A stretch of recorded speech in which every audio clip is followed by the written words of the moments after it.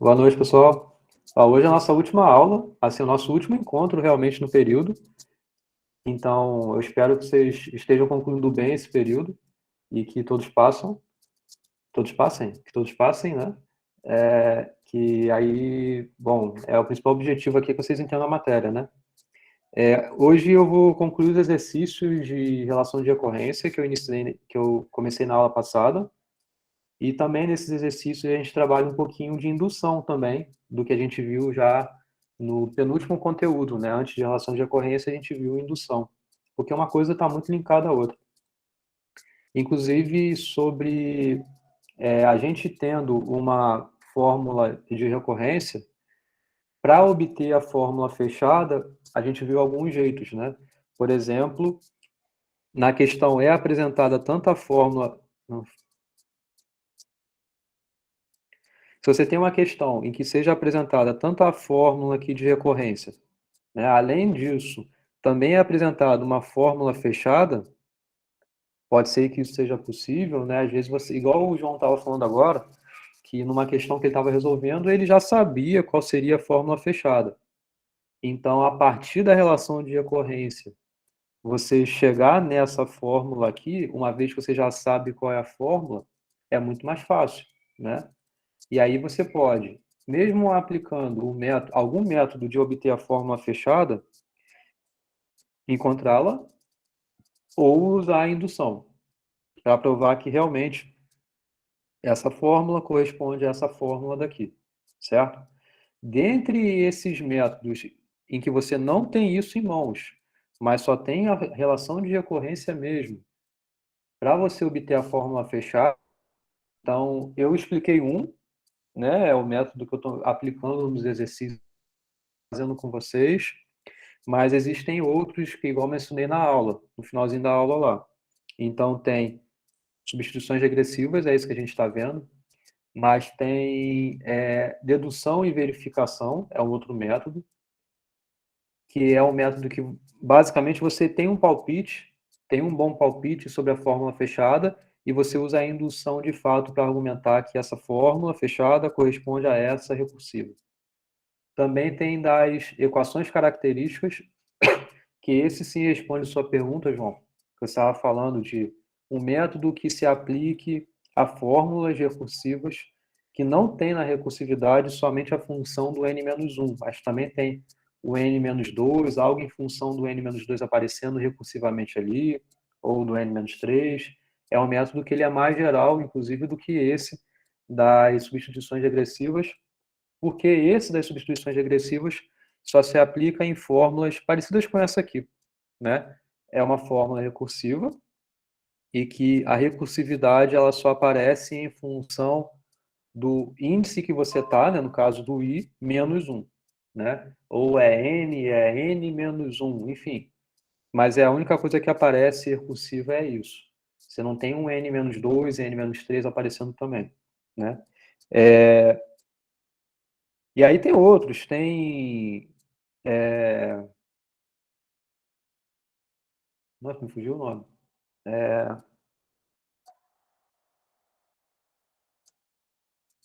Enfim, veja lá na aula que tem lá. Caramba, agora fugiu mesmo. Acho que é funções geradoras. Funções geradoras, perfeito, obrigado.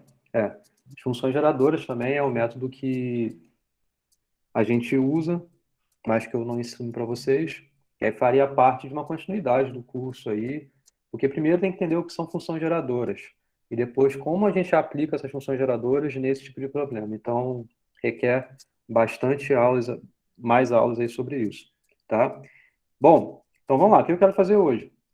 Como vocês sabem, a gente está nessa Avion 7, que é basicamente a participação de vocês em aula, né? Então, é com a participação que eu estou vendo quem está acompanhando ou não está acompanhando, e as notas vão ser proporcionais a isso. A Avion 8 é uma que você tem que entregar até domingo, também trata sobre esse assunto de relação de recorrência, tá? Então, eu espero que com isso aqui vocês participem disso que a gente está fazendo hoje e também sirva para vocês fazerem aí a Avion que está no prazo de entrega. Beleza? Então, na aula passada, né, a gente fez até a questão 6, pelo menos é o que está rabiscado aqui, então acho que foi. Na 1, 2, 3 e tudo mais, era tudo indução, né? A 3 eu não fiz explicitamente, mas eu inclusive recomendei que vocês vissem um vídeo dessa mesma aula que eu dei no período passado, para assistirem, é um outro jeito de eu falar a mesma coisa, e fazer os exercícios também, eu expliquei talvez eventualmente diferente, mas lá, por exemplo, até fiz essa questão aqui sobre a sequência de Fibonacci, tá? Então, é um bom lugar que vocês podem ver uma explicação sobre isso. Então, isso foi até a 3, basicamente constatar que, de fato, a fórmula fechada apresentada corresponde à fórmula recursiva também apresentada, certo? Isso é o que foi feito da 1 até a 3. Na 4, foi para obter uma relação de ocorrência. Então, eu apresentei um problema e aí obtém a relação de ocorrência que resolve esse problema, tá? Que foi esse aqui das escadas, né? Olhando aqui o desenho, eu consigo lembrar disso. A 5 foi o número de regiões que tem no plano, tá? A 6 foi para obter a fórmula fechada dessa relação de recorrência, questão 5. Então, Travou sua voz, professor.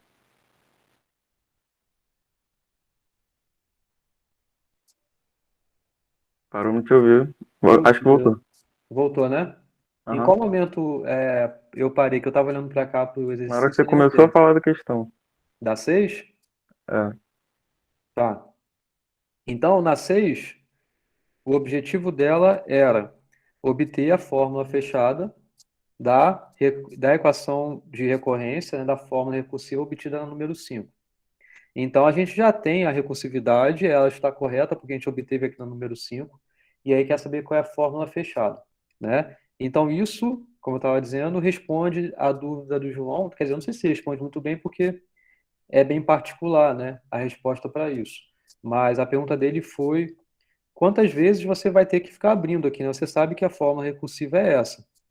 Você vem para cá, vem para cá, vem para cá, mas você pode ir quantas vezes você quiser, né? Você pode avançar mais uma linha, mais duas, mas quantas você quiser. O ponto é você conseguir encontrar um padrão nessa formação. Talvez, eventualmente, nesse segundo passo, você já consiga enxergar, ou não, no terceiro, ou não, lá pelo quinto. É bem particular, né? Não tem muito uma regra para você enxergar isso. Basicamente, é desmembrar ao máximo que puder e você conseguir enxergar alguma relação que o N tem com esse número de aberturas aqui, né? Então aqui foi um, dois.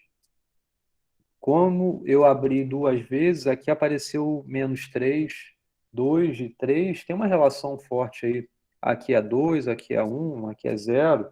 Então é encontrar essas regrinhas aí, tá? É esse o trabalho nesse momento aqui. E claro, também depende de relação de recorrência para relação de recorrência, né? Então vai depender muito. Tá legal? Então, vamos para 7? Ou alguém tem alguma pergunta até a 6 aqui para fazer?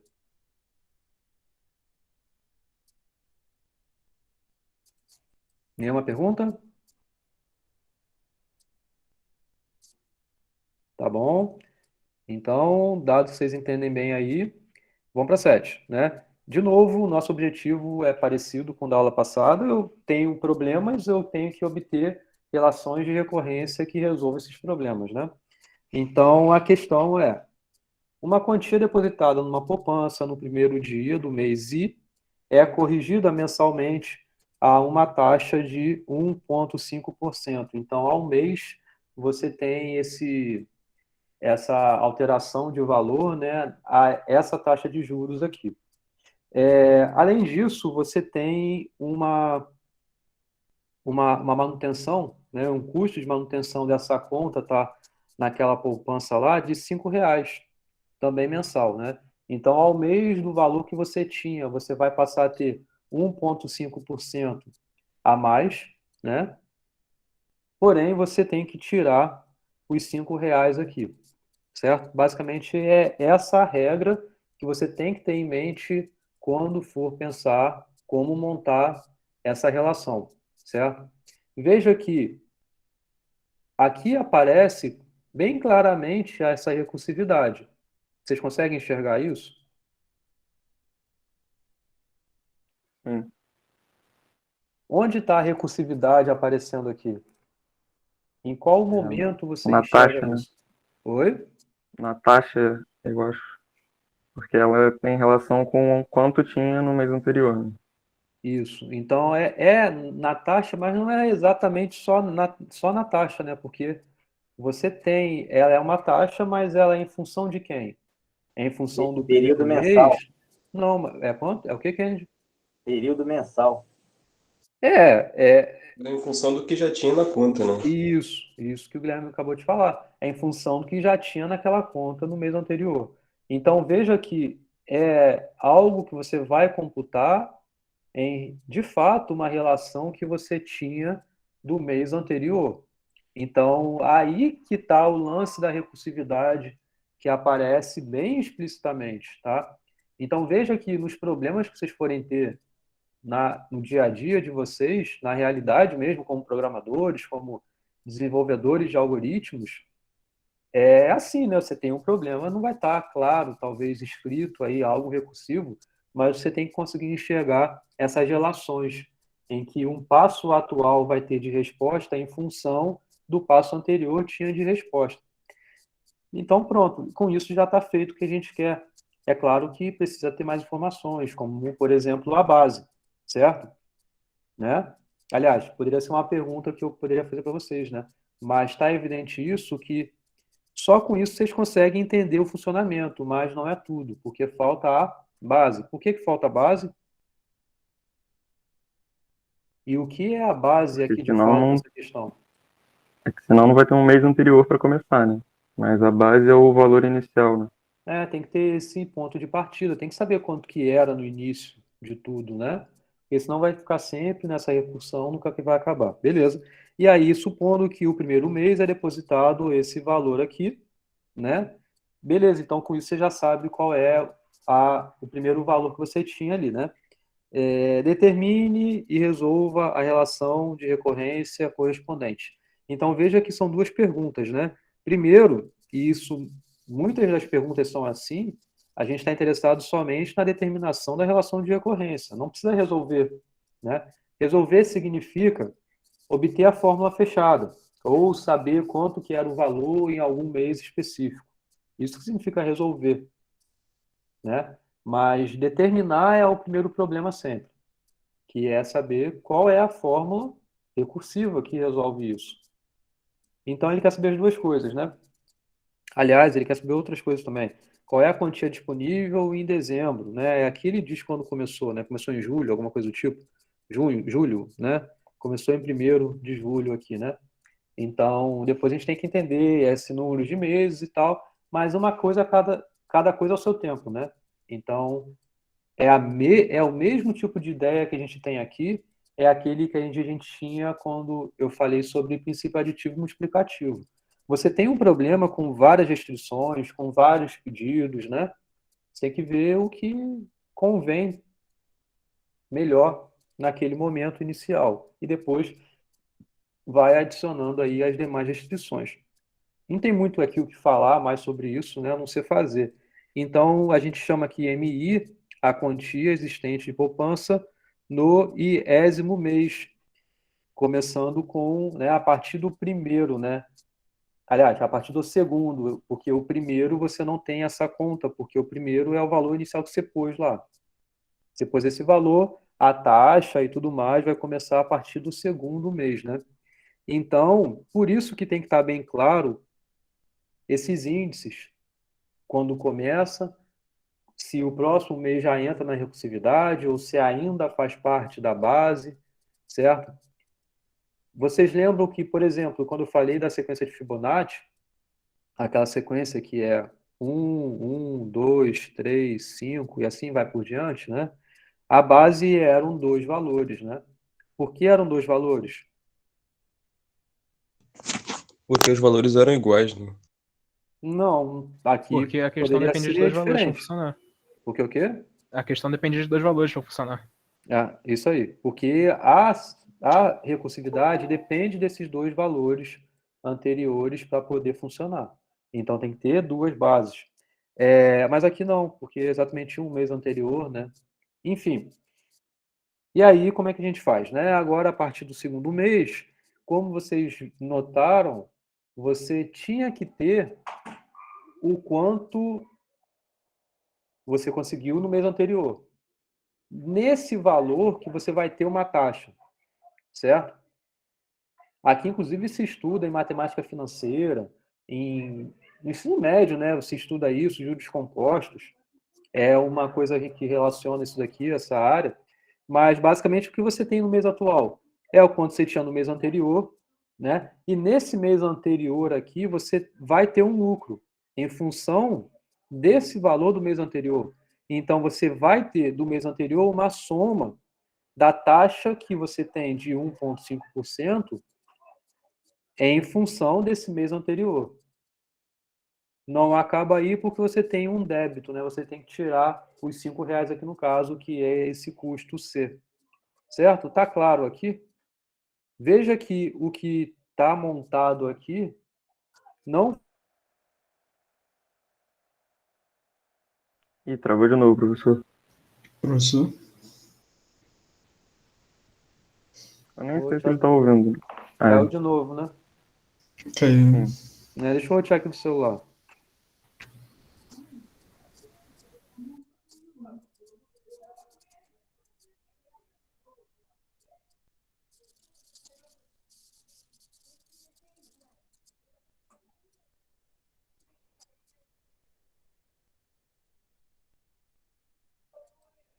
Tá, provavelmente eu vou sair de novo, tá? Porque eu vou trocar a internet. Rapidinho.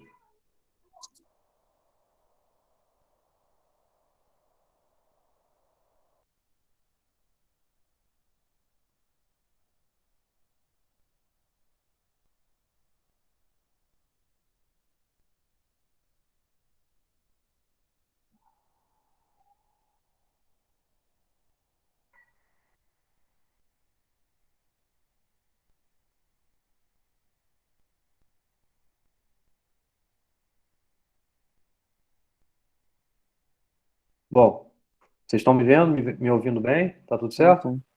Sim. Sim, Tá. sim. Se tiver ruim a conexão, vocês falam, eu tiro a câmera e tal. Mas tá ok, né? Uhum. Tá bom. Então, vamos lá. Então, veja que os valores, né, que eu coloquei, quer dizer, eu não botei os valores, né, aliás, porque eu deixei tudo em função de uma taxa, que poderia ser qualquer taxa, o custo C também, botei um C, porque você pode mudar isso à vontade, mas a gente tem os valores, né, no enunciado. No enunciado. Então, o que a gente sabe recursivamente falando aqui é que MI é esse 1,015, né? O porquê disso é porque você tem esses dois valores aqui que são iguais, né? Então você põe esse MI menos 1 em evidência, o que você fica aqui então é com 1 e mais a taxa, né? Então, aí que esquece esse cara que eu não estou olhando para ele agora. Então você vai ter MI menos 1, 1 mais 1,5%, né? É 0,015. Então, 1 mais 0,015 é 1,015, né? Vezes MI menos 1, menos C, porque é de fato o custo que você tem mensal. Beleza? Veja que é fixo esse valor, né? Não é nada proporcional ao mês anterior, não tem nada que apareça o MI menos 1 aqui. Beleza? Mas poderia, né? Poderia ser, sei lá, 5 vezes, aí você tem uma multiplicação aí em relação a 0,5 do quanto que era o mês anterior. Aí você poderia mexer à vontade nisso daí. Você teria que considerar isso aqui também. Mas não é o caso. E o primeiro mês, né? Você tem os R$ 10.000 lá, então M1 é igual a 10 mil. E é só. Essa aqui é a fórmula recursiva. A questão não acaba aí porque ela pede a fórmula fechada, quando ela diz aqui para você resolver. Então, determinar é o que foi feito até aqui, resolver é o que vai ser feito até aqui no final. Beleza? Então, vamos ver como é que a gente faz isso, né? Alguém quer comentar alguma coisa? Quer falar alguma coisa? Só retornando, veja que tudo que vocês falarem vai ser usado não contra vocês, né, mas a favor de vocês aqui no caso, né? Então, o que que a gente está fazendo aqui? Substituição regressiva. Substituições regressivas, isso daí, João, a gente está fazendo para obter alguma regra aí, né? Então, vamos lá. Inicialmente a gente tem que MI é 1 mais T. Veja que aqui eu poderia ter colocado esses valores que a gente tem. O valor da taxa, também o valor do custo.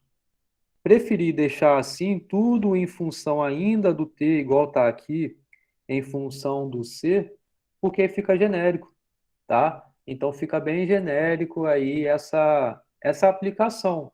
Mas se fosse mais conveniente para vocês, poderia ter usado aqui direto 1,015, o 5, o 10.000 aqui depois e tal. Mas enfim, então a gente está fazendo bem genérico aqui. Tá claro isso? Sim? Tá. Então, beleza. Então, a gente sabe que MI é 1 mais T, que multiplica MI menos 1 menos C. Mas a gente não sabe também quanto que é M de I menos 1. Por isso que a gente tem que abrir o que? A recursividade em função de MI menos 1. Ou seja, é 1 mais T, vai continuar sendo esse mesmo valor. Então, veja como aqui era 1 mais T, aqui vai continuar sendo 1 mais T. É fixo. É 1,015 aqui no caso, né? E é esse genérico aqui, 1 mais T. Parece que é namastê que eu estou falando toda hora, né? Namastê, namastê. Então, que multiplica o anterior do M de I menos 1 é o I menos 2, menos C. Veja que é uma constante também. Como não é nada proporcional ao I que a gente está olhando, né? De novo, você vai repetir esse C. Beleza. O que é feito daqui para cá? O que vocês têm a me dizer em relação a isso?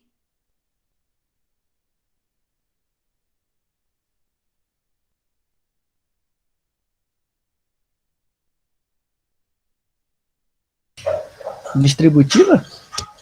Simplesmente uma distributiva. Por que foi feito isso, essa distributiva? Vocês fariam isso? Quando vocês estiverem vendo uma resposta, vocês têm que sempre pensar, aliás, não só fazer, né? Mas quando vocês estiverem vendo a resposta que é apresentada, é bom pensar, pô, eu faria isso, eu faria diferente, por que foi feito assim, né? Isso é melhor para aprender dessa forma, tá? Então, aí eu pergunto a vocês, por que foi feito isso? Assim, ajudou alguma coisa?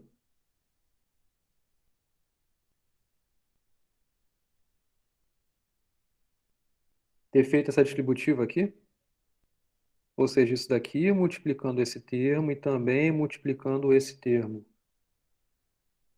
Fazer isso ajudou em alguma coisa?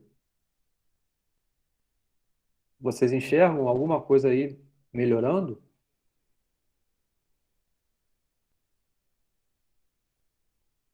Não?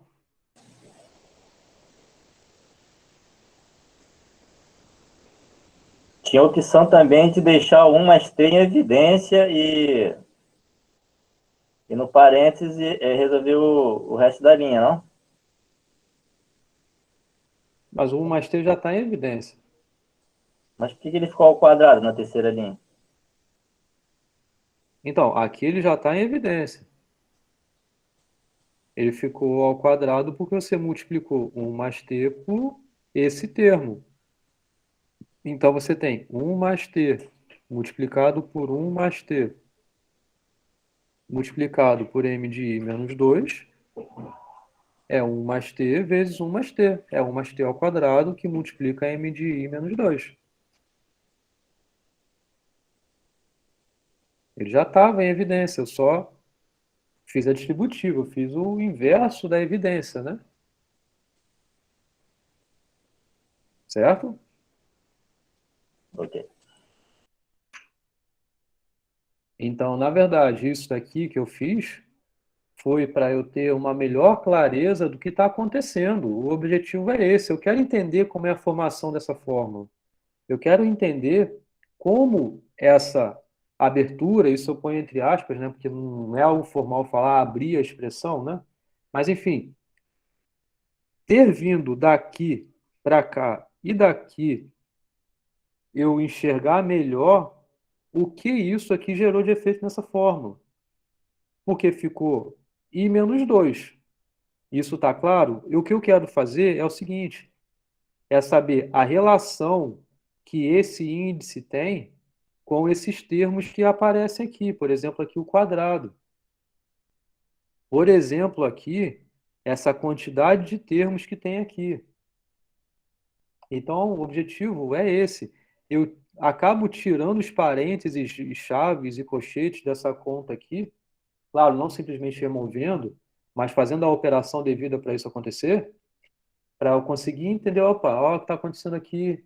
Tem um quadrado aqui, tem um quadrado aqui, tem um i menos 2 aqui, tem dois termos aqui. Entenderam? Dessa forma que aparece, que é igual a essa forma aqui, talvez vocês enxergassem isso. Mas aqui fica mais simples de vocês entenderem o que está acontecendo. Então, o objetivo é esse. É você simplificar ao máximo que você puder aquela expressão para você conseguir enxergar como é aquela regra, com o que está acontecendo, entendeu? Para justamente você chegar nesse passo aqui e ter a certeza que ele é assim. Mas começa tudo aqui, né? Do comecinho. Entenderam? Entenderam daqui para cá? Que daqui eu escrevi isso e ainda melhorei um pouquinho mais, como são dois termos aparecendo, um menos C, coloquei o C em evidência, então ficou 1 mais T mais 1. Tá claro isso? De novo, só para ficar mais simples, mais claro o que está acontecendo. Talvez nessa linha aqui já dê a certeza do que é aqui nessa linha genérica. Mas talvez não. Então, vamos mais um pouco aqui. Beleza? Vou continuar. Tá, então o que a gente tem é isso daqui. E aí o que a gente tem que editar, né, é quanto que é m de i menos 2. Isso que é necessário agora. E aí o que a gente vai fazer? Bom, simples, né? É saber a recursividade aplicado a m de i menos 2. Ou seja, é 1 mais t, que multiplica o anterior do i menos 2, é o i menos 3, menos c, de novo, porque é um valor fixo. Esse valor aqui que aparece, veja que de fato ele é exatamente igual a m de i menos 2. Então você continua tendo 1 mais t ao quadrado multiplicando ele aqui, e, além disso, esse termo que existia continua existindo aqui. Tá? Com esses vários riscos aqui e tudo mais, estão entendendo? O porquê daqui a gente vem até aqui e a clareza do que de fato a gente está fazendo aqui? Beleza? Nenhuma pergunta?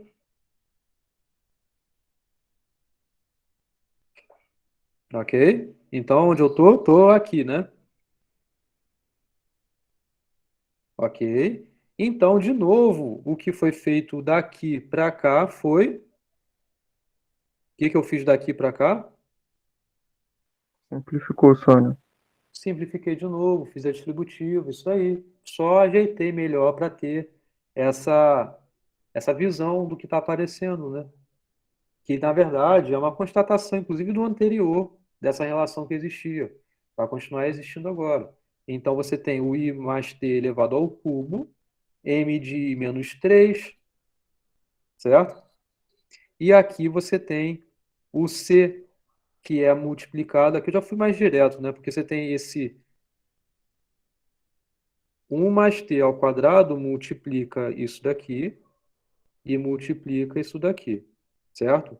Então, você tem 1 mais t ao cubo vezes m de i menos 3, e aqui menos c, que multiplica 1 mais t ao cubo, menos c, que multiplica isso tudo aqui. Então, você vai passar a ter dois termos aqui, em que um é o c, que multiplica 1 mais t elevado ao cubo, e o outro é o C que multiplica isso que está aqui. 1 mais T mais 1. Então, de novo, você vai pôr o C em evidência, menos C, né, no caso, menos C em evidência, e o que vai ficar é com isso daqui, e vai ficar com isso daqui. Tá claro? Isso aqui é um C. Ok? Beleza? Então, foi só ajeitar de novo as contas, não foi nada demais. Tá bom, e ainda fiz mais uma vez, ó, para ficar mais evidente ainda. Então, essa linha daqui para cá, eu só substituí esse m de i menos 3 pelo valor que ele possui, né, recursivo aí. E aí, veja como ele ficou, ó, 1 mais t ao cubo, perdão, 1 mais t à quarta, certo? Elevado a 4, m de menos 4. Aqui ficou 1 mais t ao cubo, ao quadrado, a 1, e aqui no caso a 0, certo? Pergunta, tá claro aqui, gente? Vocês conseguem absorver como é essa fórmula? Se eu abrisse mais uma vez, como seria aqui? 1 mais t elevado a 5, m i menos 5, Uhum. menos t. C vai diminuindo menos 1 agora. Isso, então aqui seria já o 4, o 3, o Isso. 2, o 1, né? E o 0. Isso aí. Então, o objetivo é esse. Já foi alcançado, porque já conseguiram entender como é que funciona. Ou seja, genericamente falando, você poderia aqui, então, ter esse 1 mais t elevado a um k qualquer. Então, você tem que saber escrever essa linha que está aqui. Você consegue escrever para o 4, para o 5, para o 6, para o 7, para qualquer número aí que você pegue, também consegue para o k, onde esse k é algo bem arbitrário. Então, mais t ao elevado a k, m de menos k, e aqui menos c, que multiplica isso tudo aqui, que é 1 mais t elevado a k menos 1, a k menos 2, a k menos 3, e assim por diante, até chegar a 1. Então, essa linha aqui tá boa? Tá show de bola? Ok.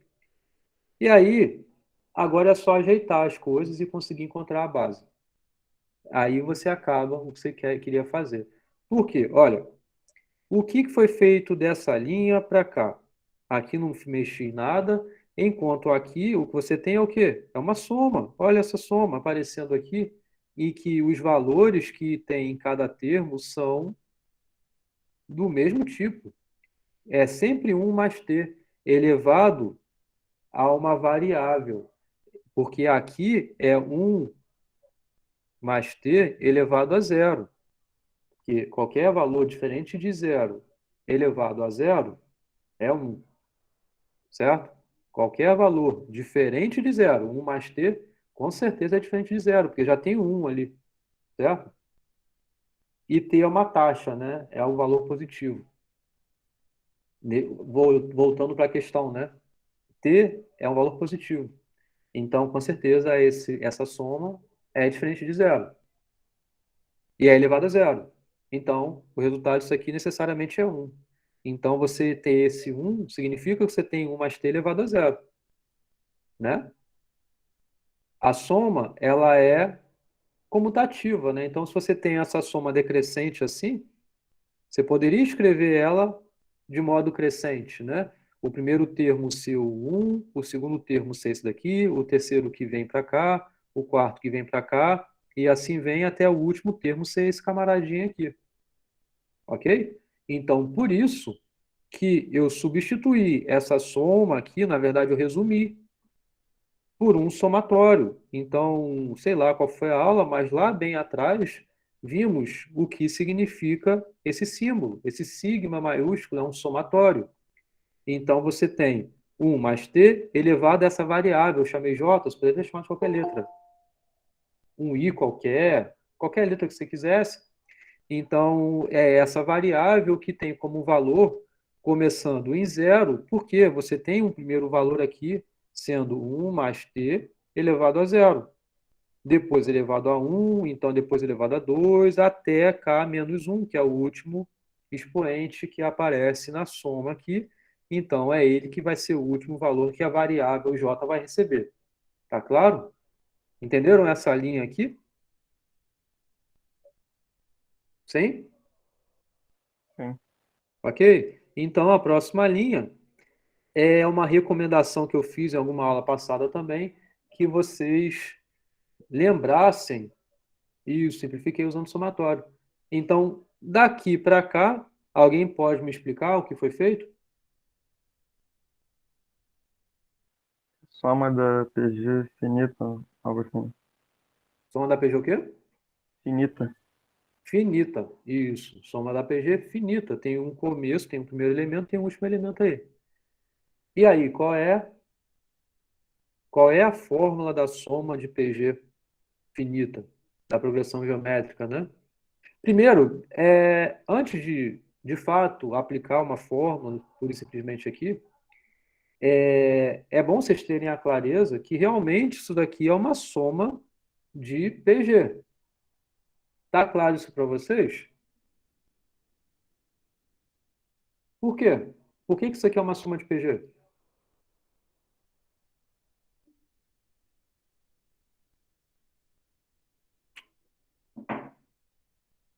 Onde o primeiro termo é esse cara aqui e o último termo é esse cara aqui.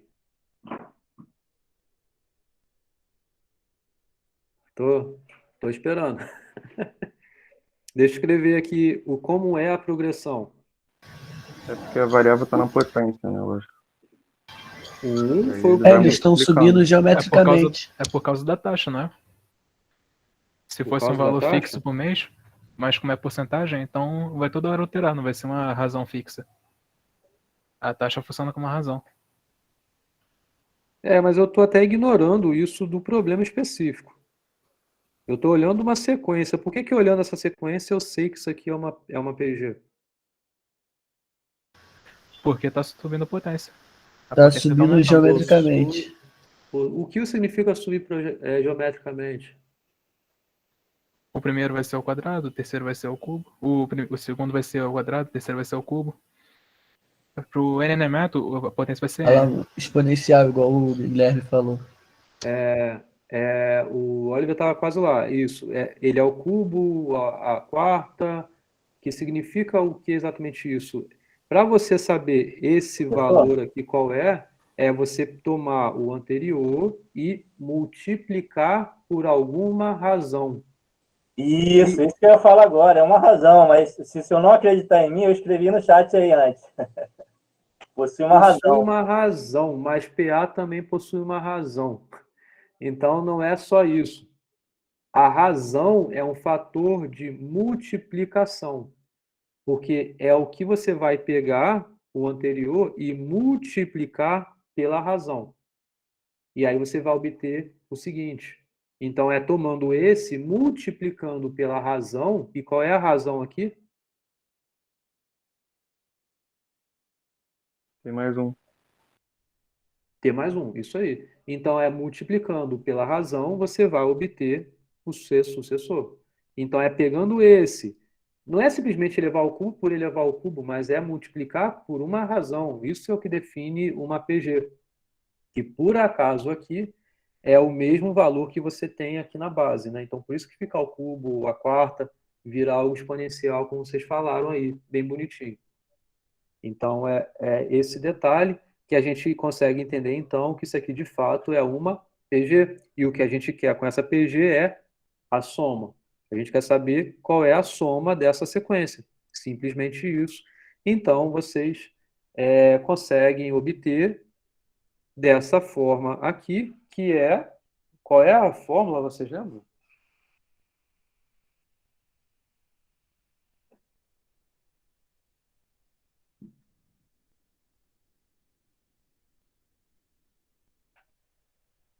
O que eu fiz daqui para vir para cá?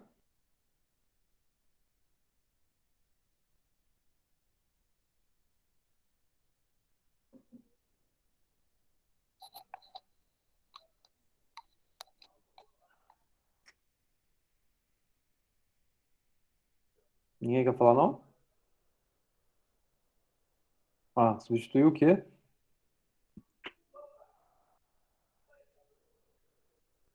Pela soma da PG, tá bom. E qual é a soma da PG? No caso, encaixei na fórmula da PG. E qual é? Aí a pergunta, qual é a fórmula da soma da PG? Pera. Professor, eu roubei aqui, tá? Mas eu posso falar se quiser. 1 mais T Derrubou. elevado a J. Então pode falar o que você roubou aí, João. É, A1 seria o primeiro A1. termo. E quem é A1? Para cá, quem é A1? 1 mais T, né? Ah, não, é 1. 1. A1 é 1. Então é 1. Vezes Q elevado a N. Quem é Q? Q é a razão. É a razão, E qual né? é a razão aqui? 1 mais T. Ou tem mais um. 1 mais T. Elevado a N, né? E quem é N aqui? É o número de elementos. É o número de elementos. E tem quantos elementos aqui? K. Por que tem K? Você definiu assim, né? Não. O último termo é K, não é? Não, o último termo é esse K mais 1 aí, esse K menos 1 aí. Mas por que tem K? O que aqui de fato é K? Por que são K elementos? Porque vai do K menos 1 até. Como Tipo, não tem como ficar. a Maria respondeu. Porque o primeiro elemento aqui é 1 mais t elevado a zero. Então é do zero até o k menos 1. Tem o primeiro elemento aqui, o índice é zero. O segundo elemento, o índice é 1. O terceiro elemento, o índice é 2. Ou seja, o késimo elemento aqui, o índice é k menos 1.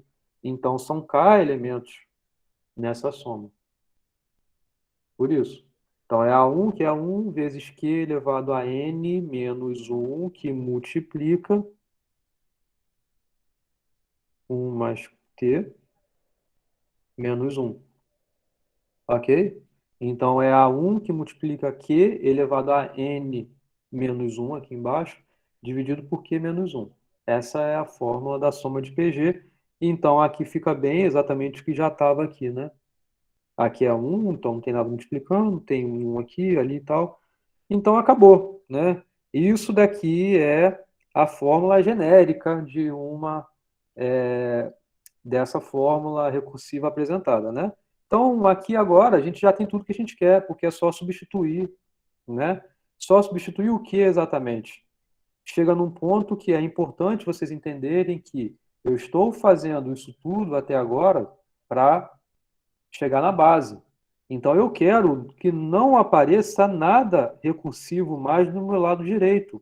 Mas, por enquanto, aqui está aparecendo. Por isso que eu quero que esse índice vire o índice da base. Por quê? É na base que você sabe o valor que vai ter essa fórmula, esse m de i menos k. É no M1 que você sabe o valor. Se você souber já no M3, no M4 e assim vai por diante, tudo bem. Mas o que é dado aqui é na base. É a base que você sabe. Então você tem que chegar, isso daqui virar a ser M1. Ou seja, você quer para substituir o 10.000 ali na fórmula, né? Então você quer saber qual é o valor que K vai ter que ter para que I menos K seja igual a 1. E aqui uma equação de primeiro grau bem simples, então K vai ser I menos 1. E pronto. Então, tudo onde estiver K, a gente substitui por I menos 1. Simples assim. Então, MI, ou um meio genérico lá, vai estar 1 mais T elevado, ó, veja que é a K. K é I menos 1 agora. Então, é I menos 1. A gente quis justamente obter a base, então aqui claramente tem que ser o M1, né? E de fato, I menos 1, né? Então você tem aqui justamente 1, certo? O I menos I corta aqui, menos com menos mais 1. Então você tem a sua base como você queria e as demais coisas aqui, né? Aparecia K aqui também, né? porque era o número de termos era K, mas aqui agora é I menos 1. Então agora está bem bonito. Então chegou nessa fórmula aqui, e aí você só substitui nos valores que você tem da sua questão. Porque você sabe que o M1 é 10.000, a taxa é 1,5, né, que é 0,015, o custo C é 5, e aí você substitui nas fórmulas que você tem o que queria. Show de bola? E aqui ele queria o mês 1, ele queria o mês 6, né? Porque dezembro era 6 meses depois do início. Ok? Então você consegue ter a fórmula aí, o valor que a questão queria. Acho que eu fiquei, sei lá, mais de meia hora para explicar uma questão. Mas vocês entenderam? Tá claro para vocês? Sim. Sim? Tudo bem aí, gente? Tá bom. Então, vamos continuar. Vamos para 8. Eu quis ser bem detalhista aqui, com bastante o porquê de cada coisa, porque, na verdade, isso é o que eu venho tentado fazer desde o início, né? Mas é para vocês também terem essa ideia que vocês estiverem fazendo, né? Quando estiverem pensando, e não só exercício de prova, né? Mas no dia a dia aí, caso se depare com algo do tipo, tá? A 8, ela é mais direta, porque ele só pede a fórmula fechada. Ele apresenta uma fórmula recursiva. Então, de novo, a recursividade ela não está pronta se só for apresentado isso daqui. Ok, né? Nem vou perguntar o porquê disso de novo, porque eu venho perguntando o porquê disso já há 4 aulas, eu acho, né? Então, a gente não, somente com isso, não tem uma fórmula recursiva. Tem que necessariamente ter a base também. Então, dado isso, que a gente tem que ter a fórmula fechada. E aí, como vocês só sabem um único método, né, que é o das substituições regressivas, não tem muito mistério. É a mesma coisa do exemplo anterior, tá? Então, alguém explica aí o que está sendo feito aqui?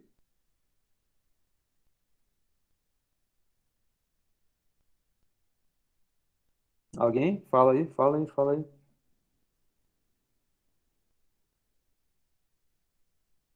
Pode escrever, pode falar, pode gritar, pode. Só não chora, não, mas pode Vou falar falar? aí o que é feito. Que foi? Não, só vou falar só. Pode Que, falar. o que eu acho, né, cara? Uhum, Mas primeiro ele substitui, né, o n-1 pela fórmula recursiva de novo, né? uhum. E faz isso na outra linha para o 3 também. Mas eu acho que não chega a simplificar, não. Exatamente. Isso. É. Então veja que daqui para cá, o que foi feito simplesmente abriu mais uma vez aí, né? Poderia ter Uhum. simplificado melhor, igual a gente fez no exemplo anterior, mas aqui não quis fazer assim, né? Mas aqui sim, né? Então, o que foi feito aqui, ajeitei, né? Ajeitei tudo direitinho, fiz a distributiva aí para quem precisava, para conseguir enxergar exatamente essa relação que os índices têm com os expoentes até, certo? Beleza? E tá claro para vocês que isso aqui de fato é para ser 2 ao cubo? Porque veja, ó, 2 aparece aqui multiplicando o n-1. Então é 2 vezes 2 que vai multiplicar o n-2. É 2 vezes 2 vezes 2 que vai multiplicar o n-3. Mas ele não só multiplica esses aqui, né? Eles também eventualmente multiplicam esses que estão aqui, né? Então vocês têm que ter muita atenção ao uso dos parênteses, porque nessa hora faz uma diferença enorme se fizer errado. Se não considerar os parênteses, se não levar em consideração essa distributiva em todos os termos que deva levar em consideração, né? Porque bagunça tudo e erra tudo se der mole nesses parênteses aqui. Tá legal? O Patrick perguntou se deixou 2 em evidência, né? Aqui sim, aqui deixou, né? Mas aqui não, né? Aqui já fez a distributiva já, para poder ficar mais claro. Por isso que aqui já foi suficiente para mim, para eu escrever como é uma regra geral aí dessa fórmula. Sacaram? Beleza? Porque aqui, ó, 2 ao cubo, n menos 3, isso, só fiz a distributiva na terceira linha, aqui, né? Então, mas aqui, cuidado, né? Atenção a isso daqui. Isso aqui não tem esse 2, esse 2, esse 2, ele não multiplica esse n vezes 2 elevado a n, né? Olha os parênteses aqui até onde eles vão, até aqui, certo? Esse aqui não. Mas aqui, esse 2, ele não multiplica, mas esse 2, ele multiplica para cá também. Ok? Cuidado com os parênteses aí. Beleza? Esse 2 não multiplica esse termo aqui, mas esse 2 já multiplica sim. Tá? Então, atenção a esses detalhes aí. Esse 2 também multiplica esse daqui também. Beleza? Esse 2 multiplica tanto esse quanto esse, né? Beleza? Ok? Muito cuidado. Então, fica bem interessante depois que você faz a distributiva aí que todos mereçam ter, né? Porque aqui fica ao cubo, n menos 3. Veja que aqui como fica legal, ó. 2 elevado a n menos 2. E tem exatamente 2 multiplicando esse 2. Então, fica 2 vezes 2, que multiplica 2 elevado a n menos 2. Ou seja, 2 elevado a 1, 2 elevado a 1. Então, é 2 elevado a 1 mais n menos 2, né? Então, fica exatamente 2 elevado a n. E aqui, esse 2 não multiplica esse termo, mas esse 2 multiplica esse termo também. E olha como fica interessante. Fica 2 que multiplica 2 elevado a n menos 1. Ou seja, 2 elevado a 1 mais n menos 1. Ou seja, 2 elevado a n. E aqui também 2 elevado a n. Então, veja que vai ter essa sucessão aí de 2 elevado a n em todos os termos, em que vai variando somente isso aqui, n menos 2, n menos 1, n. Tá legal? Então, fica aqui bem simples, né? Como você vai montar essa expressão. Então, por isso que aqui eu já coloquei direto. 2 elevado a k, a n menos k, n menos k menos 1, né? Porque aqui, ó, 2 e aqui era 3. N menos k menos 2, né? Porque você vai sempre caindo, né? Vai sempre descendo. Isso até chegar no n, ok? E sempre multiplicando por 2 elevado a n. Chegou nessa forma, tá claro para todo mundo?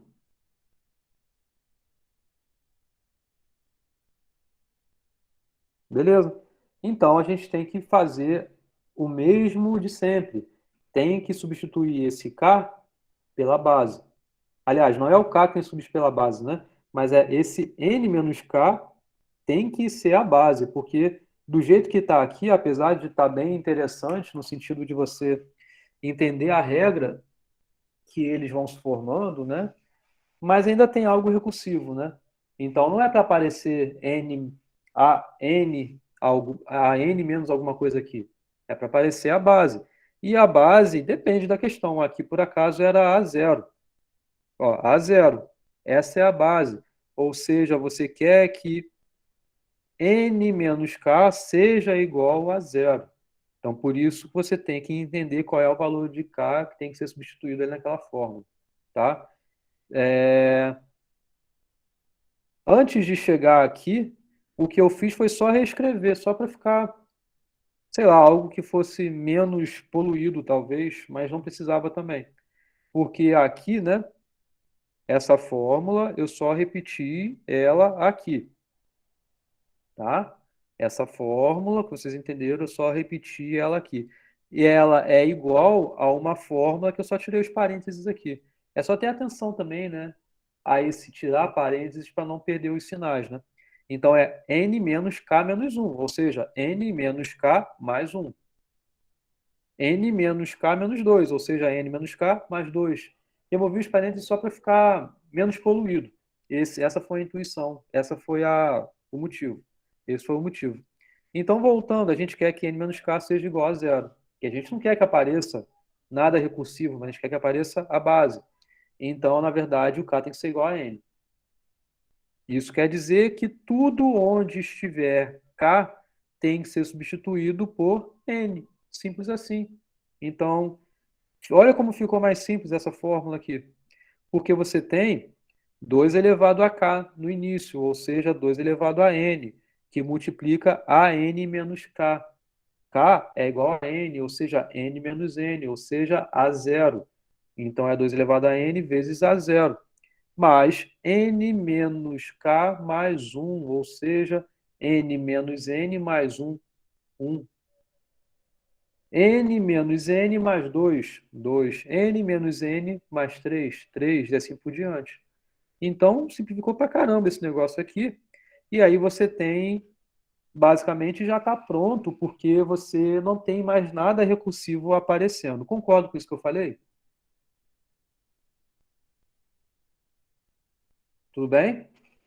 Ninguém tem nenhuma objeção? Se vocês parassem aqui, não viessem para cá, estaria errado? Por que não estaria errado? Uhum. Ficaria feio. A palavra nem é feio, né? Porque isso aqui é bonito pra caramba, né? Mas ficaria intratável, eventualmente, de você obter o valor, porque é uma soma, né? Não estaria errado, por quê? É porque já não tá mais recursivo, né? Porque não está mais recursivo isso aí. Porque não aparece nada AN alguma coisa aqui, AK, não aparece nada recursivo. Aparece só uma soma. E aí que a gente tem que fazer é tratar essa soma, né?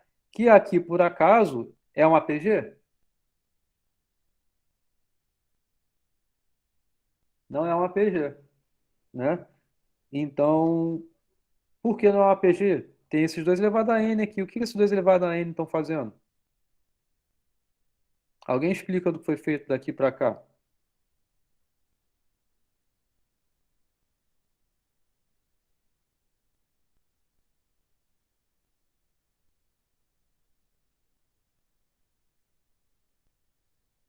Colocou em evidência, né, o 2 elevado a n. Uhum. Isso, primeiro coloca ele em evidência, né? Então, o que a gente tem aqui é isso daqui, 2 elevado a n em evidência. Então, você tem 1 mais 2 mais 3 até n. Então, aqui você vê que claramente esse negócio aqui, né? Aliás, tem 1 mais 1, né? Porque estão 2 uns aqui, né? 1 mais 1 mais 2 mais 3 mais... E assim vai por diante, né? Então, aqui, né? Porque o zero é igual a 1. E aqui é por conta dessa conta aqui, né? Dessa conta n menos n mais 1. Então fica 1 aqui e 1 aqui também. Então por isso ficam esses 2 uns aqui. Então o que foi feito, na verdade, esse primeiro aqui eu deixei ele de lado. Deixei ele de lado, considerei essa soma aqui agora. Então é uma soma que quando você põe o 2 elevado a n em evidência, então esse pedaço aqui, né? Deixa eu reescrever aqui para não ficar confuso. 2 elevado a n mais 2 elevado a n e assim, que é isso que está aqui. Esse pedaço aqui é uma soma de i, que vai de 1 até n. E aí sim você tem uma soma de PA. Porque a razão é um fator de multiplicação, De soma, né? é um fator de soma, um fator de adição. Então, aqui no caso, a razão é simplesmente o anterior mais a razão. Aliás, a razão é um valor que você vai adicionar no anterior para obter o sucessor, né? Então, a razão aqui é o 1, né? Pega esse, soma a razão, obtém esse que é o 2. Pega o 2, soma a razão que é 1, obtém o outro que é o 3. Assim por diante até n. E a fórmula é 1 mais n, n que multiplica a 1 mais a n, né, dividido por 2. Isso aqui, inclusive, eu provei para vocês em aula, nas aulas lá de trás. Então, acabou. Você tem a forma fechada já bonitinha. Tá? Posso para a seguinte? Alguma pergunta até aqui?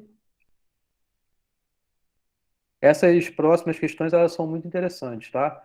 elas implicam muito no pensamento combinatório, no pensamento de princípio aditivo, princípio multiplicativo, que é interessante vocês lembrarem, recordarem bem nesse momento, tá?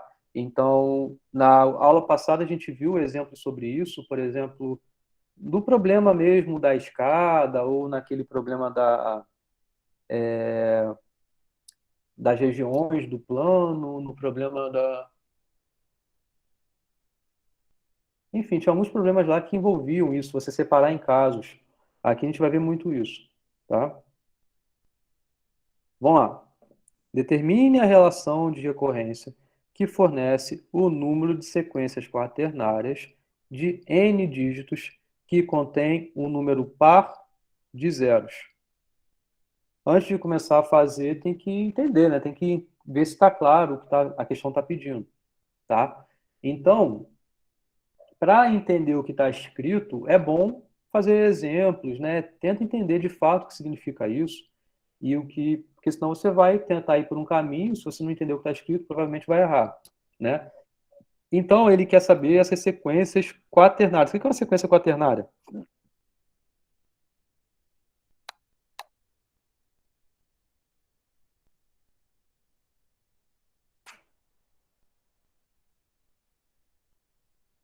Alguém sabe?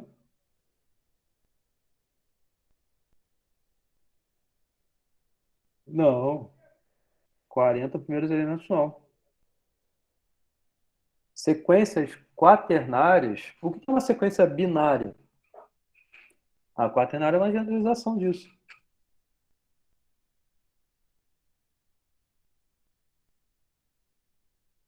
A sequência só pode ter os números 1, não, ou 0, 1, 2, 3, ou 1, 2, 3, 4, né? Eu acho. Isso. A binária só pode ser 0 e 1, né? É a sequência que tem tamanho qualquer. Pode ter tamanho quão grande quanto você queira, né? A binária. Quaternária também. A diferença é que os elementos que você vai pôr ali. Na binária só pode ser 2, 0 e 1. Pode ser 1 ou 2, 2 ou 3, mas a gente convém, né? Convenciona é dizer 0 e 1.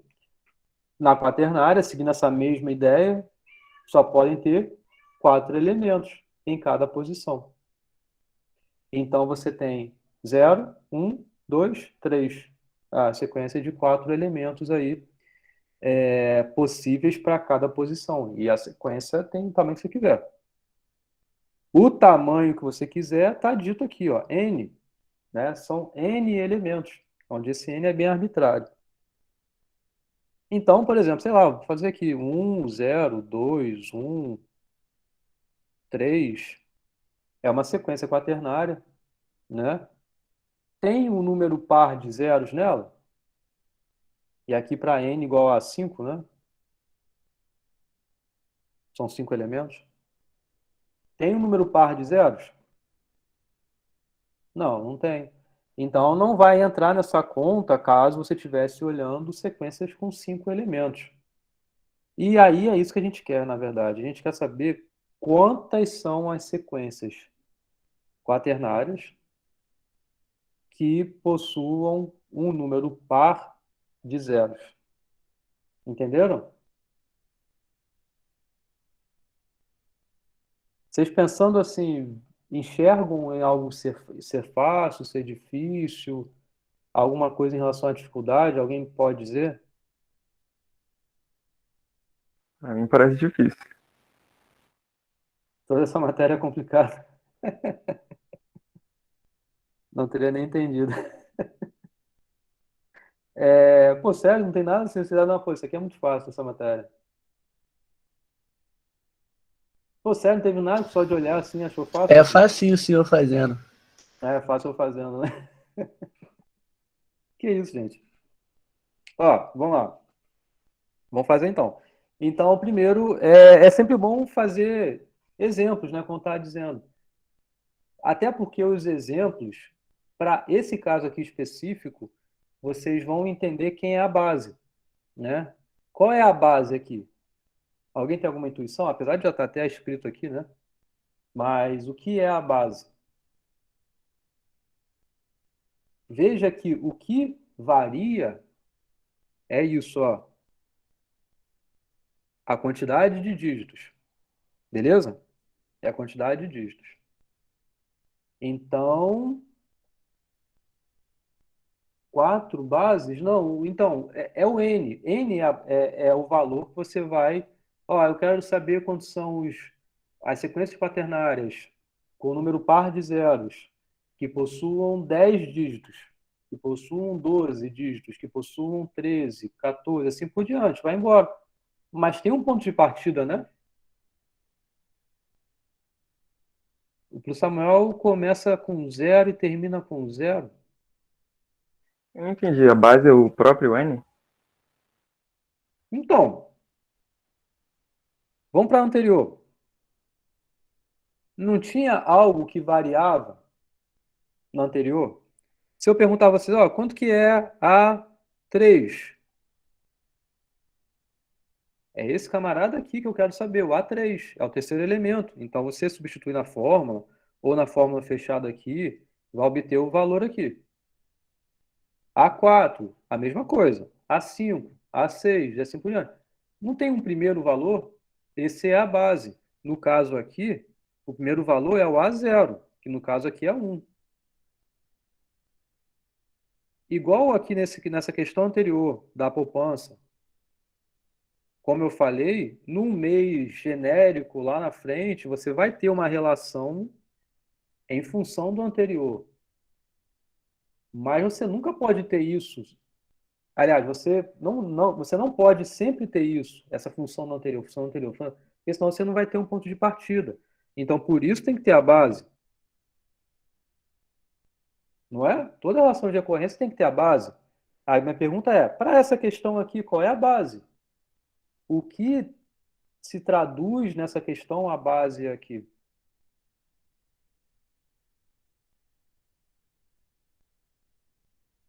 O que eu estou variando não é a quantidade de dígitos? A pergunta é número de sequências quaternárias com N dígitos. O mínimo seria 2, né? Pra fazer uma sequência. Mínimo 2? Não, mínimo 1. Mas Então aí é você uma quer sequência saber ainda? nessa questão? Oi? É uma Ainda eu sequência? queria. Ah, justo. Não, aqui não está, a não ser que fosse explícito a dizer, a sequência tem que ter pelo menos, sei lá, 3 dígitos, ou 4, ou 2, que Uhum. seja. Mas não tem, tá? Então, aqui a gente disse a base A1. Ou seja, A1 é o número de sequências que possuam valores, né, que tenham um dígito. E, além disso, um número par de zeros. Então, as sequências que possuam um único dígito e possuam um número par de zeros, quantas são? Tudo bem que é 3 a resposta? Porque você tem 4 opções, você tem 4 sequências, não são 3 dígitos, Anani, você tem 4 possíveis sequências com um dígito. Concordam com isso? Você tem 4 possíveis sequências com um único dígito. Porém, uma delas é a sequência que tem como elemento o zero.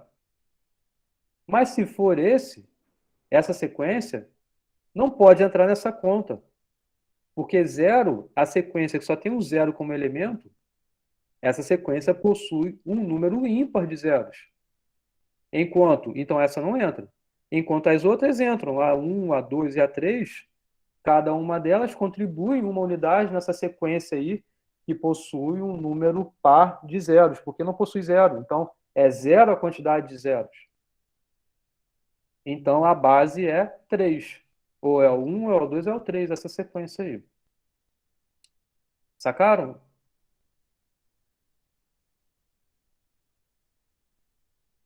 Beleza? Tá, isso é só a base. Como a gente resolve essa questão aqui, de modo para o caso geral, né? é muito parecido com a questão que a gente viu na aula passada em relação às escadas. Então, inclusive, recomendo que vocês assistam de novo esse modo de obtenção de resposta, que aqui, inclusive, eu vou fazer da mesma forma, bem parecido. A questão da escada lá, não sei se vocês se recordam, né, eram os degraus aqui e tal. Então, você podia, a cada passo, ou pular para o degrau seguinte, ou pular 2 degraus. Dar um passo duplo aí, né? E aí, ele queria saber quantas são as formas de chegar nesse último degrau. Então, tendo N degraus aí, quantas são as formas de chegar até aqui? Então, a gente separou as soluções em 2 casos. Era um caso que você veio daqui da penúltima para cá, em um passo, ou nos casos que você veio daqui da antepenúltima para cá. E aqui, para cada uma delas, você analisou recursivamente. Falando muito por alto, é isso que a gente fez. Tá? Se vocês não lembram, assistam lá esse pedaço que eu falo, que eu explico essa questão. Eu estou querendo chamar atenção para ela porque ela tem uma relação o pensamento similar em relação a isso, a essa solução aqui. É só para dizer que nada é por acaso, né? Tem uma certa ligação entre essas questões. Então, aqui nessa questão é o seguinte: você tem uma sequência com N elementos. N elementos. Então, você tem o primeiro elemento, o segundo elemento e assim por diante. Aqui está o enésimo elemento. Antes do enésimo era o n-1ésimo elemento, né? Então, aqui, assim como a da escada, a gente analisa por partes. A da escada, eu acabei de falar quais eram as partes. Uma parte eram aquelas soluções que você ia do penúltimo para o último. Uma outra parte eram as soluções que você ia do antepenúltimo para o último. Portanto, a soma das soluções dessas partes dá a solução do seu problema genérico, do seu problema geral. Aqui é a mesma coisa. Tipo isso, tá? Vai ser bem parecido, porque, olha só, você tem uma sequência com N dígitos. Quantos elementos podem entrar aqui na última posição? Genericamente falando. N não. Na última posição, 4, né? 4. Ou é o 0, ou é o 1, ou é o 2, ou é o 3. Então, dessas possibilidades, a gente separa em 2 casos. Alguém consegue dizer quais seriam esses 2 casos?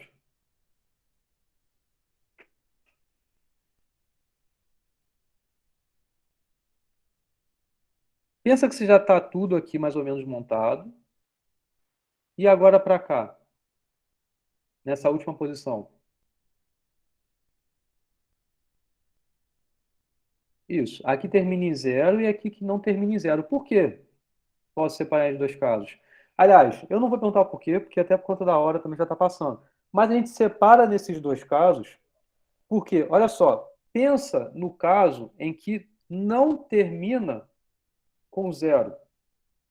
Tá? Então, é o que está aqui. Ó, considere as sequências com n-1 dígitos com número par de zeros.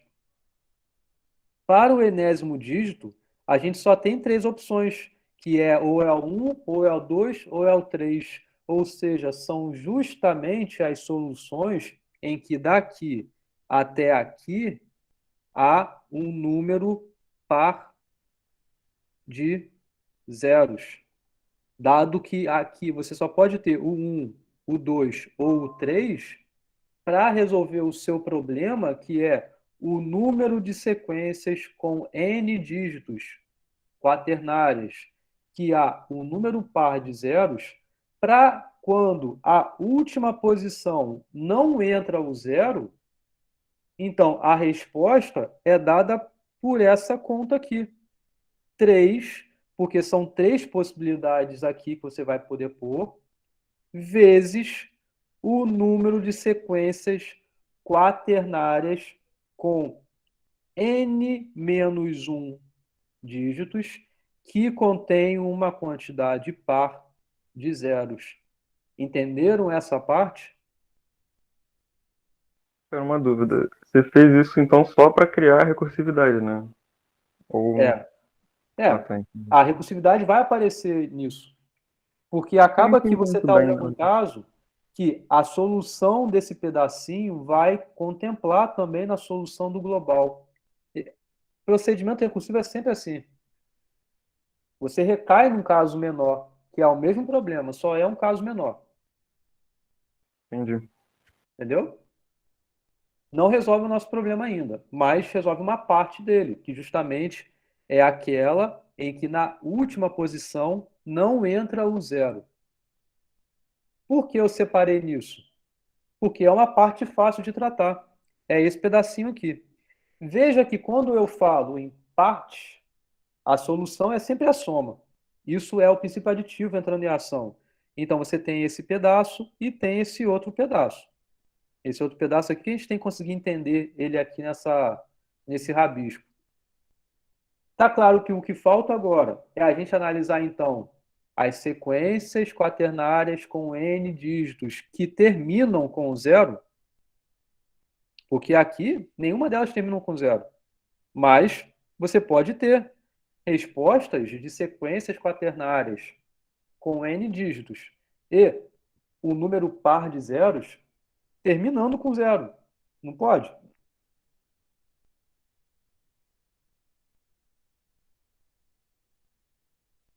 Pode ou não pode? Entenderam o que eu acabei de falar?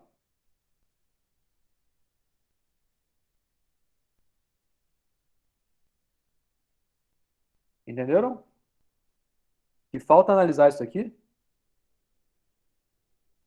Falta analisar quantas são as sequências quaternárias com n dígitos, com um número par de zeros e que termina em zero. Eu separei em dois casos. Um caso é esse: sequências quaternárias com um número par de zeros, com n dígitos e que não terminam em zero. É uma parte que eu acabei de falar com vocês como é que se computa isso. E a outra parte é essa: sequências quaternárias com um número par de zeros, com n dígitos e que terminam em zero. É sempre assim, ou termina em zero ou não termina em zero. Acabei de analisar as que não terminam em zero. Vou analisar agora as que terminam em zero. Ok? Sim? Responda aí, gente. Sim? Sim? Sim? Tá todo mundo? Tá. Então vamos analisar agora esse caso. Como a gente faz isso? É o seguinte: o que significa terminar em zero e ter uma quantidade par de zeros aqui no total?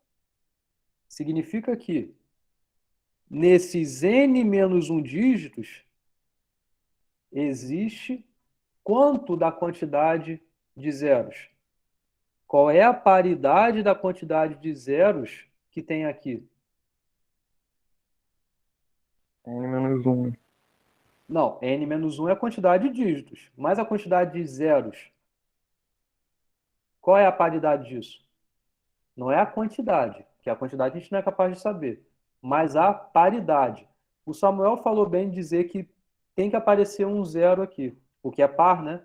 Você quer ter par. Se você já tem um aqui, tem que ter um outro aqui. Mas é um somente?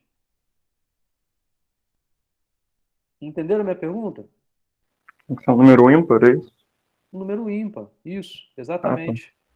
Então, dado que você está olhando o caso em que há uma quantidade par no total, e nesse caso termina em zero,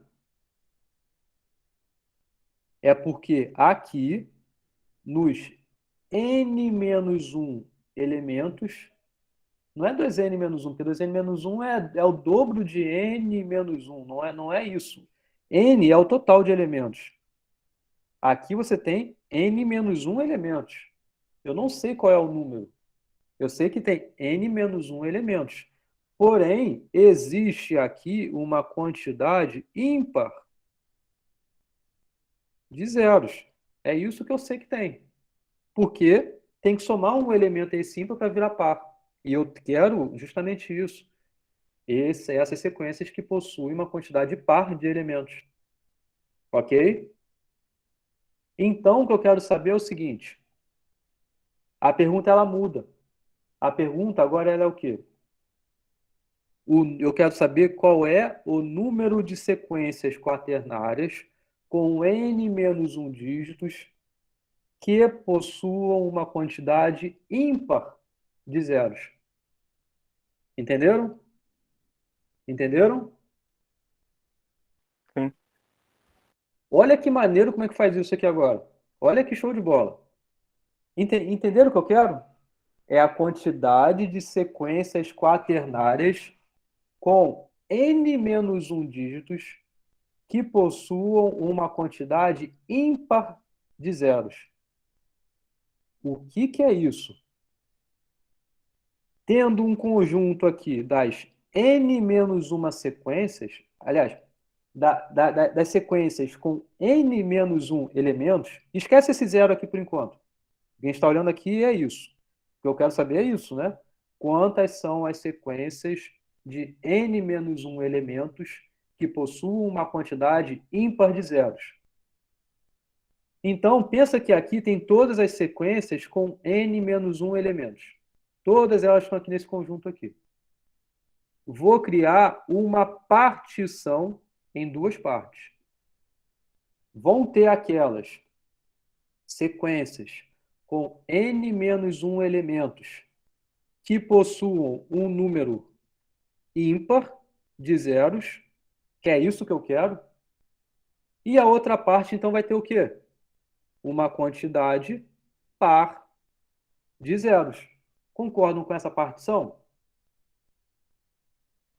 As Sim, sim. sequências de n menos 1 elementos pode ser particionada nessas duas.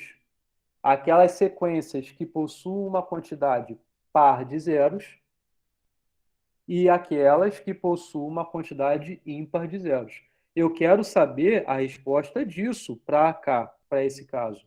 Mas é fácil, porque essa quantidade aqui, ela é o quê? É o total, ou seja, quantas são as sequências com n menos 1 elementos quaternários, esse é o total, menos aquelas que possuem uma quantidade par de zeros. Então, olha como fica interessante. Por quê?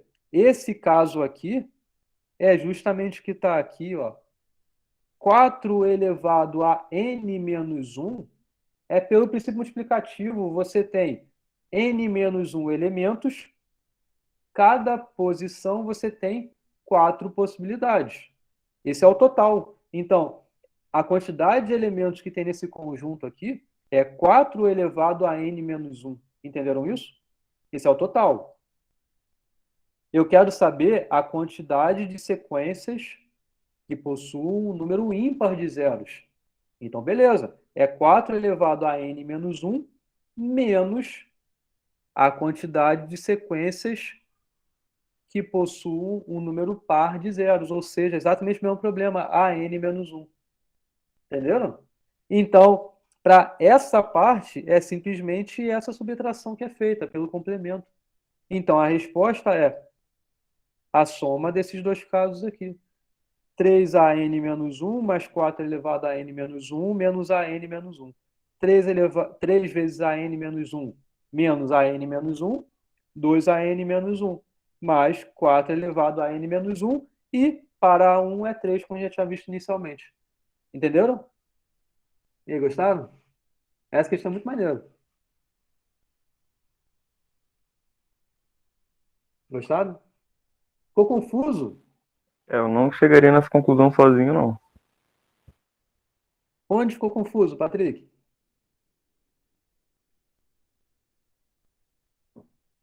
A cabeça deu um boom?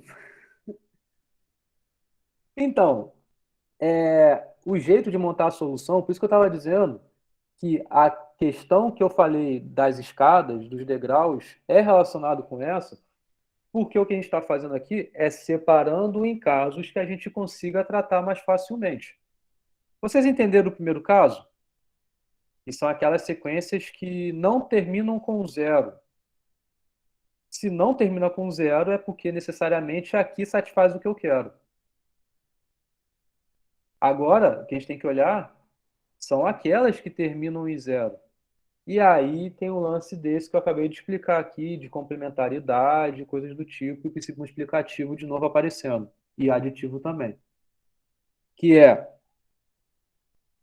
uma vez que você sabe que necessariamente você vai terminar com um elemento zero, os n menos 1 elementos primeiros aqui tem que ter uma quantidade ímpar de zeros. Porque a quantidade ímpar com esse último zero aqui vai implicar na quantidade par. E é isso que você quer.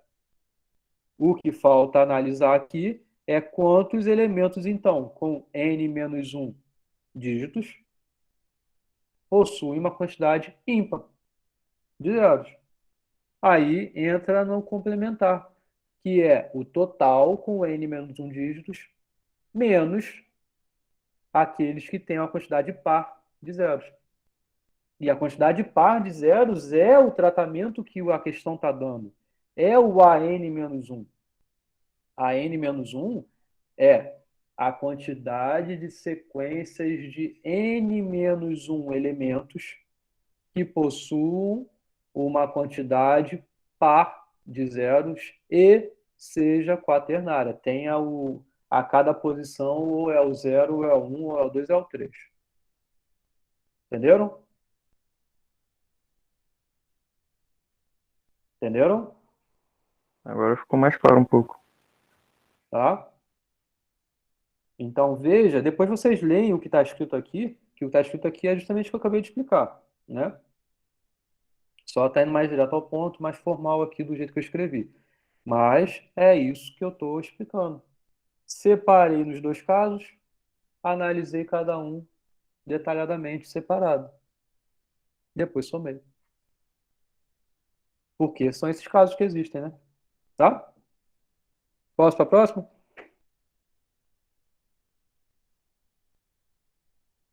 Infelizmente, não vou poder fazer todas as questões, porque são 13.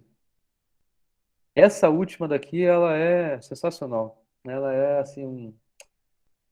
inclusive, ele é muito famoso, tá? Esses números aqui. Números de Stirling. Eles são muito legais, muito legais. Então, eu recomendo que vocês assistam também a aula que eu dei ano passado. Ano passado não, período passado, né? Foi esse ano, foi em junho, julho, sei lá. Que lá eu explico também na última aula eu consegui explicar. Mas aqui, como eu estou falando mais detalhadamente, as coisas aqui, acabou que não deu para chegar até aqui. Mas, vamos lá, qual eu quero fazer?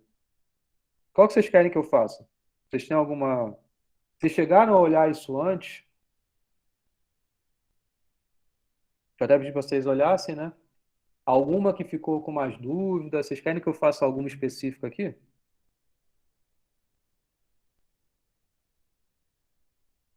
Pô, ficou em dúvida em todas? Ai, ai. Vamos lá. Vamos para 10 então e vou até onde o tempo falar para eu parar, tá? Bom, vou para 10. Seu Florencio viu que estava ficando muito caro comprar flores e decide ele mesmo a fazer suas plantações. Ele compra 3 rosas vermelhas. A cada ano, ele nota a seguinte evolução, tá? O número de rosas vermelhas que nascem no ano é o dobro do número de rosas vermelhas que havia no ano anterior e 1/3 da quantidade das rosas vermelhas que havia no ano anterior morrem, para nossa tristeza. Então, seja a n o número de flores vivas no ano n, determine a expressão recursiva do número de flores vivas no ano n. É verdade, né? Eu usei o seu Florencio para combinação, né? Ele ia comprar flores para a esposa dele, né?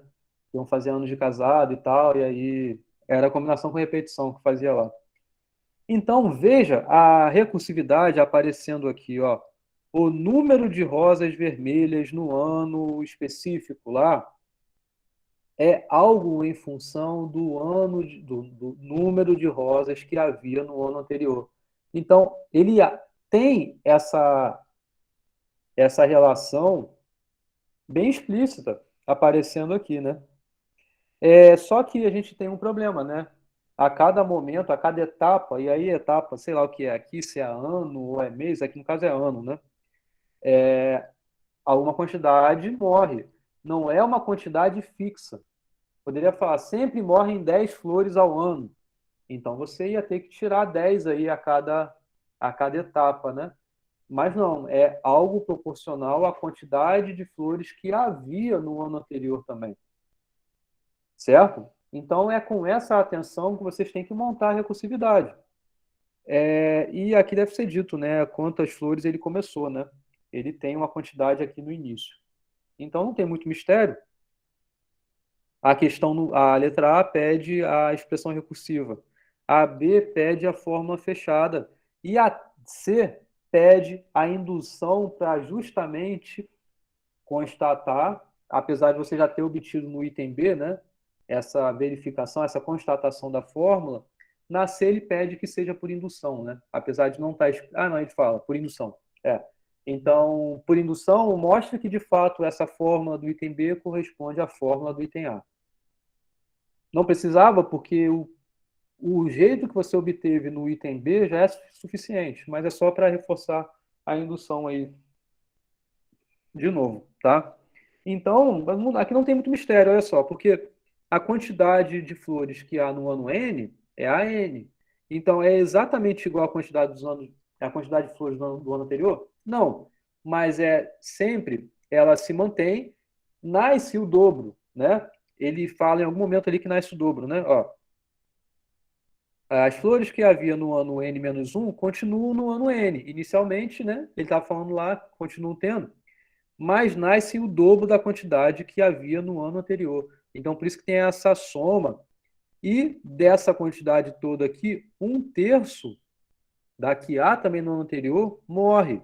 Então, por isso que dessa soma, você tem que tirar esse 1/3 do ano anterior, tá? Então, você tem a soma, AN-1 mais 2, AN-2, né?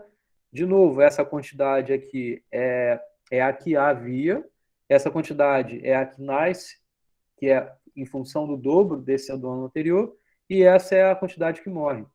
E é isso. Acabou a recursividade geral e a base, ele fala, começa com 3, né? Então, no primeiro ano, você só tem 3 flores. E é o que está aí. Beleza. Mesmo que você possa olhar, isso aqui é meio estranho, né? Porque 8/3, 8 dividido por 3 é um número quebrado, né? Então, tudo bem. Abstrai essa quantidade aí. Sei lá.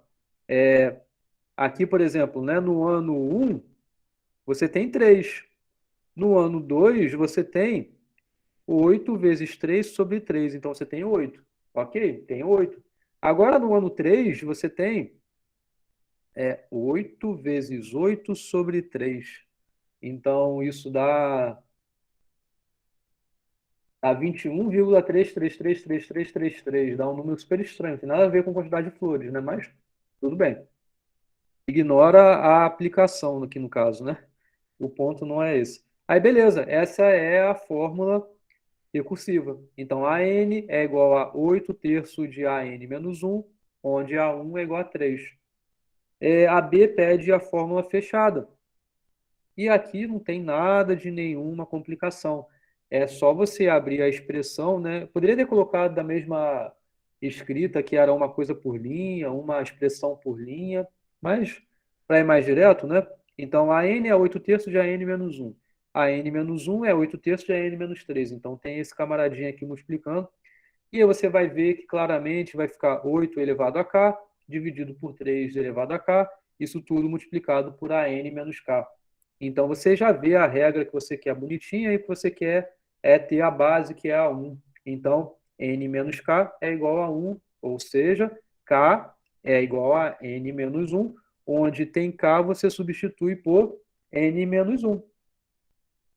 E aí acabou a história, porque você já tem exatamente a base, e aí você substitui a base lá, Então, você tem 8 elevado a n menos 1 vezes 3 sobre 3 elevado a n menos 1. Então, você tem 8 elevado a n menos 1, repete a base, diminui os expoentes. Então, é 1 menos n menos 1. Então, você tem 8 elevado a n menos 1 e aqui 3 elevado a n, aliás,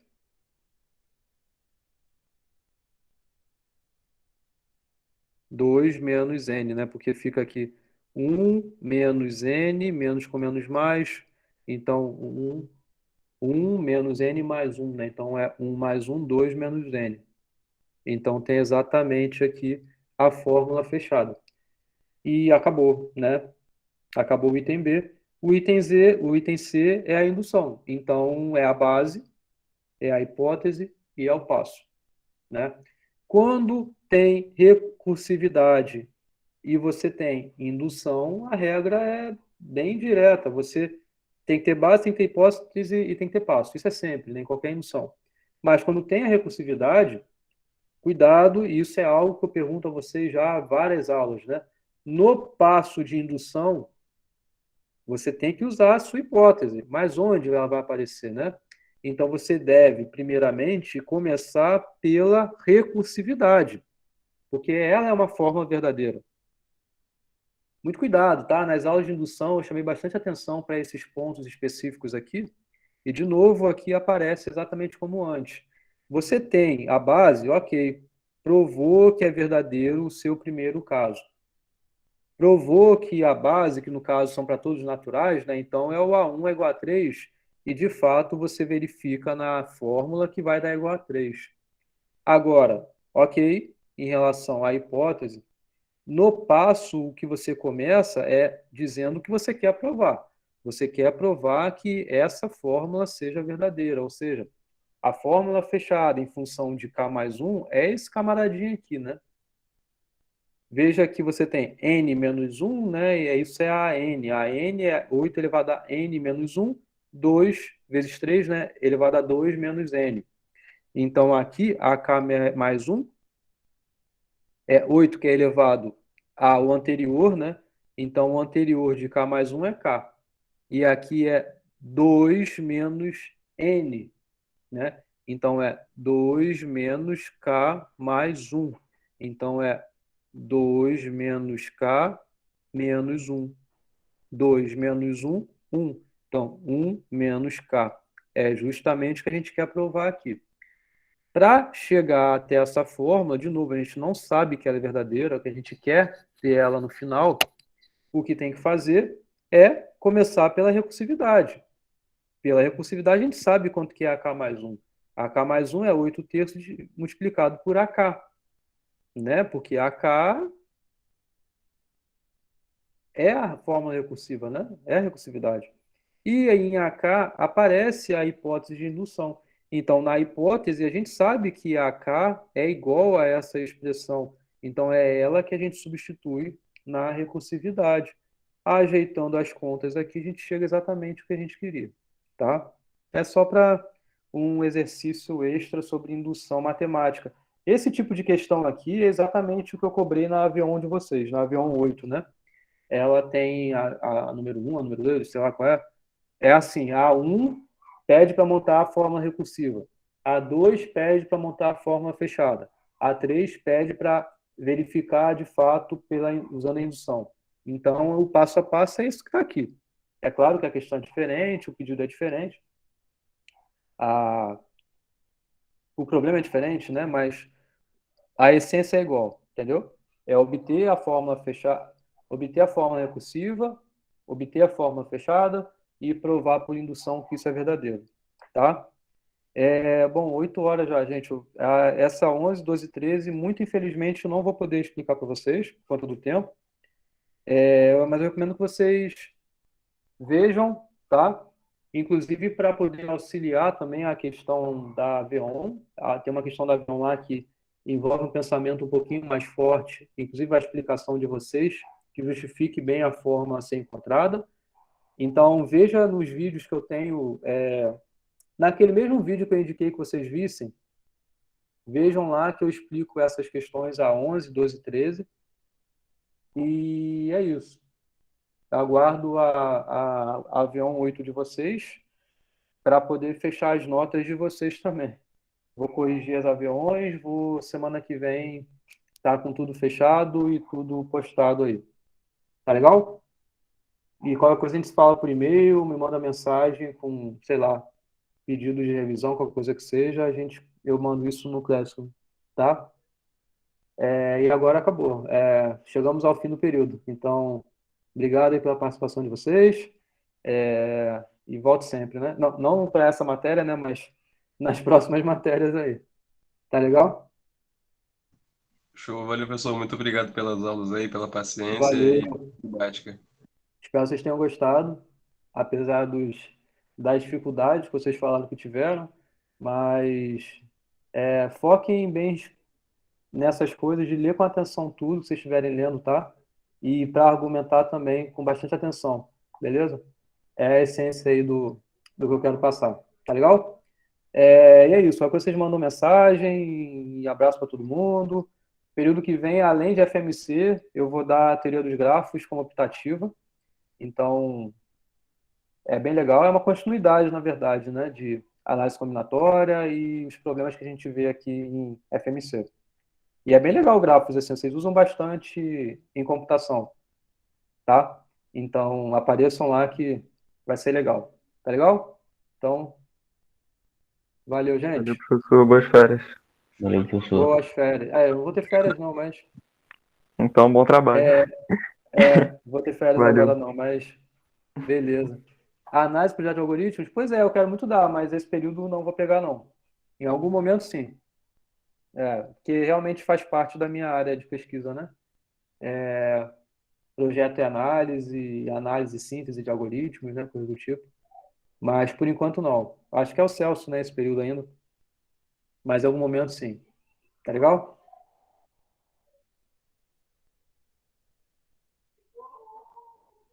Então, beleza. Encerrar a gravação aqui.